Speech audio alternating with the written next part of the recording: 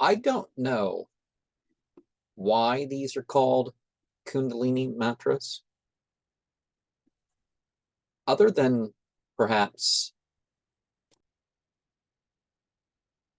they were labeled as such in something else. But a person can arrange things in a pattern to associate.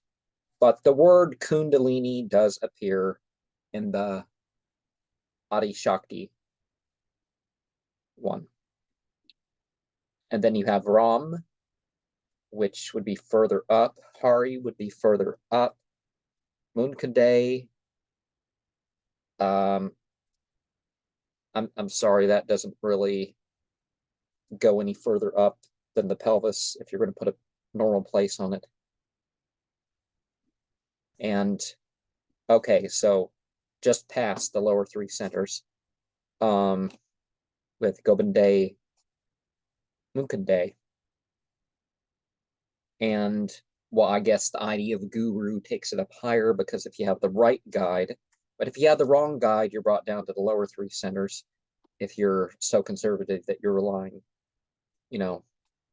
just on the opinion of the guide. It's one thing the guide tells you the information and where he's coming from, but Hare,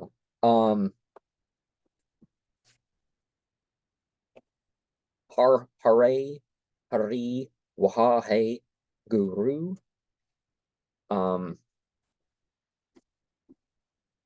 Taking it from the body to beyond.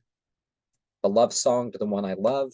I don't know if it was made up on the spot. There are things in it that makes clear that it wasn't traditional.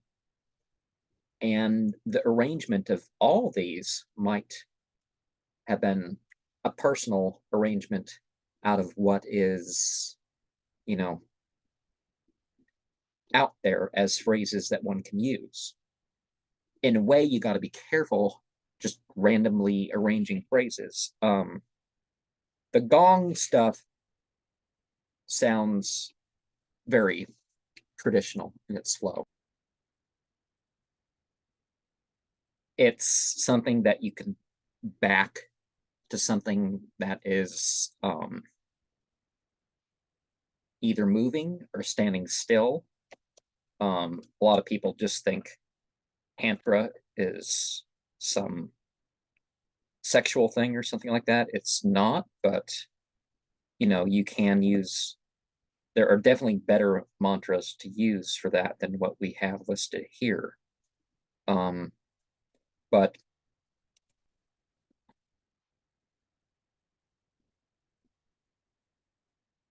the gong part at the most, compared to the rest of them, is probably more in that category. But of course, love is beyond a physical thing. And as much as we see this sort of hippie yuppie sort of style to this, it does have the feeling of something that this is really about their actual spiritual life. Well, hippie, yuppie, whether that category of thing is because people are spiritual or not, that's sort of beside the point.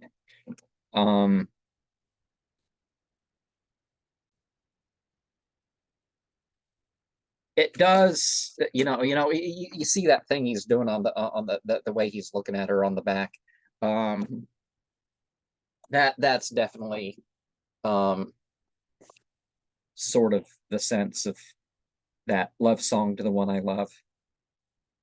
Like he's making up words as he goes along, and she's playing, and he's saying how she connects him to the universe and that sort of thing. Har Hari Hari Wahe Guru is sort of an initiation sort of sounding song.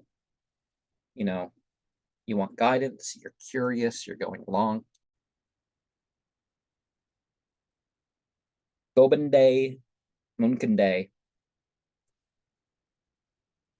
has the sense that you're going on an adventure and it's resulting in a celebration.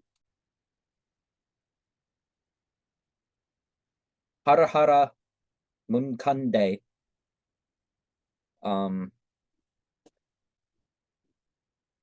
like some of the rest, has a very traditional flow.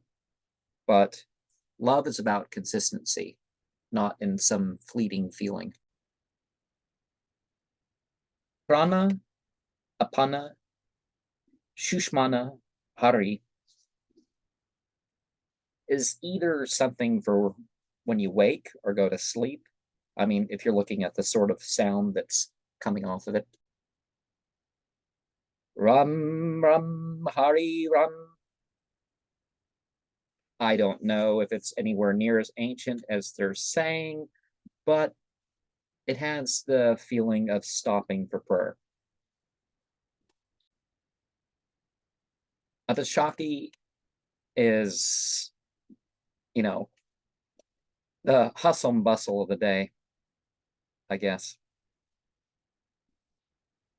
But it has sort of a jumbled feel to it. Like if somebody knew the language better, that there'd be a better way to do it. And it doesn't seem that any of these are in meter or I mean arranged by any traditional meter. I may be wrong, but and so we ask, is it more about method or meaning? Is it more personal or traditional? Well, what's more important for either certainly varies on the individual.